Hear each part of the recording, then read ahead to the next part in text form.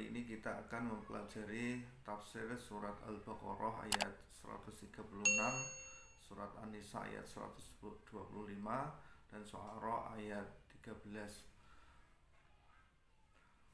Pemahaman mengenai akidah adalah landasan dari ajaran Islam, sehingga setiap orang yang mengaku sebagai muslim harus memiliki akidah yang benar terlebih dahulu. Dan tentu saja hal ini perlu diimbangi dengan pemahaman yang benar terhadap akidah tersebut terlebih dahulu.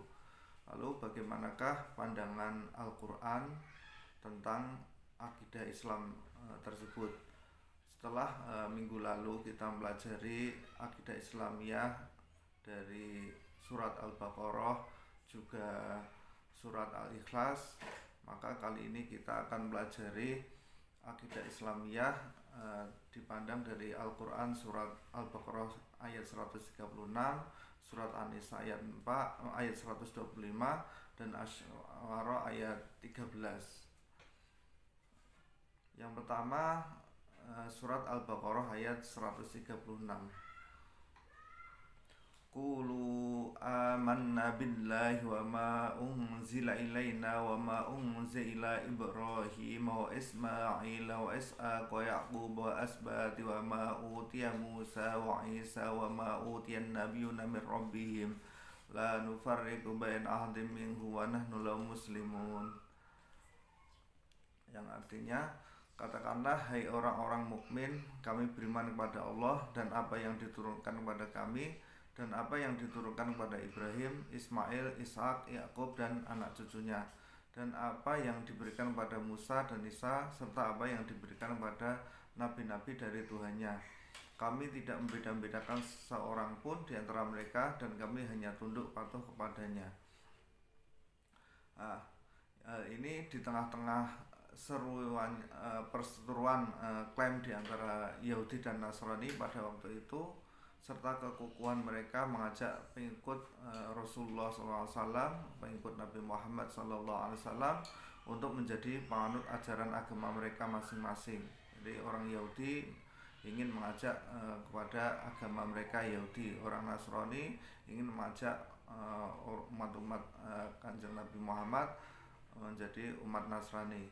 Lalu Allah tiba-tiba datang mendemonstrasikan cara dan prinsip beragama yang benar, yaitu bahwa keberagaman nabi dan ajaran langit yang mereka bawa bukanlah untuk dipluralisasi dan diparalelisasi, karena setiap nabi yang datang selalu dalam rangka melanjutkan dan atau menyempurnakan ajaran langit sebelumnya.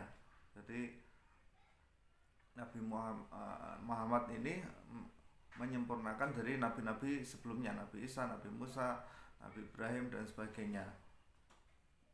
Betapa tidak, prinsip mereka semuanya sama, yaitu tauhid atau kesatuan, mulai dari kesatuan penciptaan, kesatuan realitas, kesatuan wujud, kesatuan insani, kesatuan ilahi, kesatuan sumber nabi-nabi, sampai kepada kesatuan ajaran para nabi.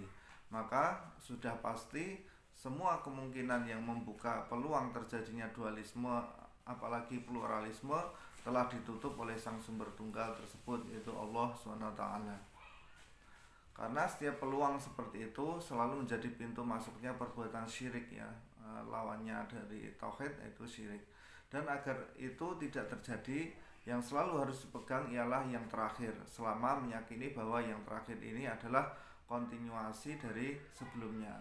Jadi kita harus, sebagai orang Islam, kita harus meyakini bahwa Nabi Muhammad itu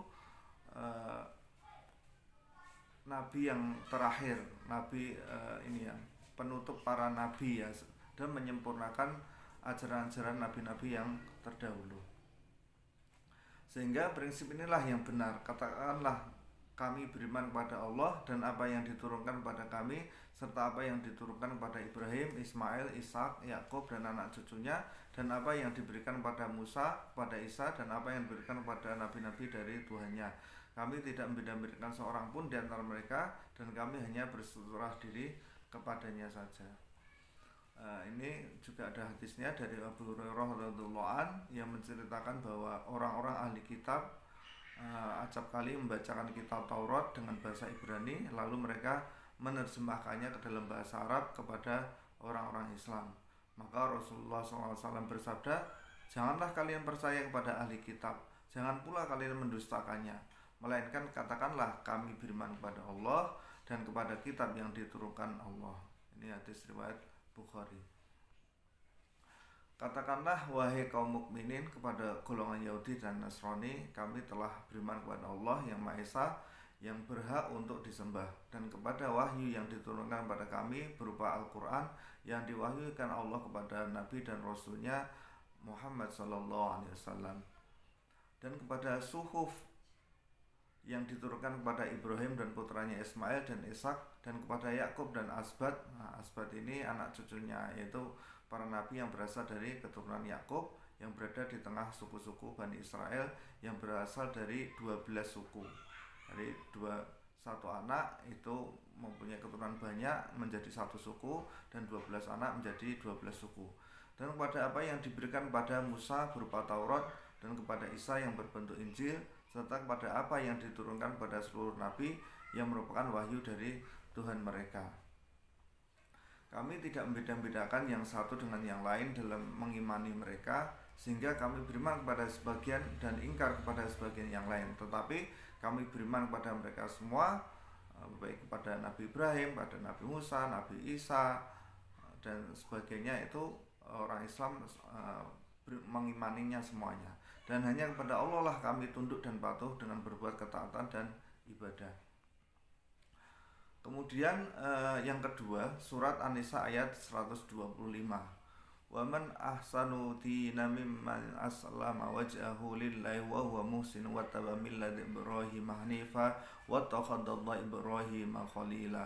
Yang artinya, dan siapakah yang lebih baik agamanya daripada orang yang ikhlas menyerahkan dirinya kepada Allah, sedang dia pun mengerjakan kebaikan, dan ia mengikuti agama Ibrahim yang lurus, dan Allah mengambil Ibrahim menjadi kesayangannya. Jadi bahwasanya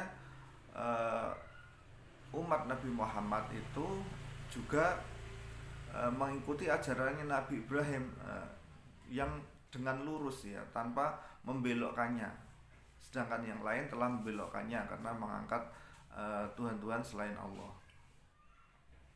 Setelah Allah menjelaskan bahwa keselamatan dan kebahagiaan bergantung pada amal soleh dan keimanan, maka kemudian Allah menyebutkan tingkat-tingkat kesempurnaan, yaitu Allah menjelaskan bahwa tidak ada seorang pun yang lebih baik daripada orang yang mengikhlaskan hatinya hanya kepada Allah semata, sehingga tidak mengharap kepada selain Allah ketika berdoa atau berharap, dan tidak membuat perantara antara dirinya dengan Allah, serta tidak menghadapkan pandangannya kecuali kepadanya, dan dia meyakini bahwa Allah menghubungkan antara sebab dan akibat, sehingga dia tidak meminta sesuatu kecuali dari perbendaharaan rahmatnya Allah, dan tidak akan ada yang sampai kepada perbendaharaan ini kecuali orang yang menempuh jalan yang benar, yaitu para nabi, para siddiqun, syuhada, dan sholihin,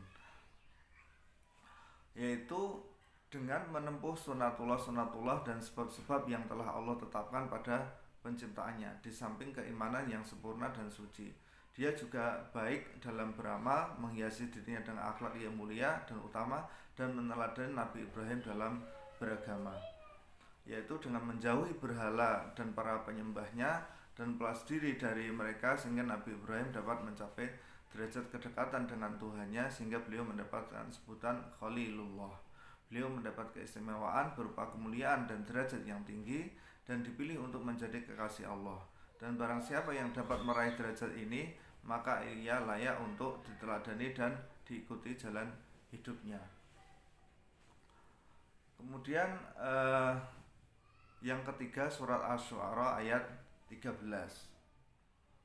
yang artinya dia telah mensyariatkan bagi kamu tentang agama apa yang telah diwasiatkannya kepada Nuh, dan apa yang telah kami wahyukan kepadamu, dan apa yang telah kamu wasiatkan kepada Ibrahim, Musa, dan Isa, yaitu tegakkanlah agama dan janganlah kamu berpecah belah tentangnya.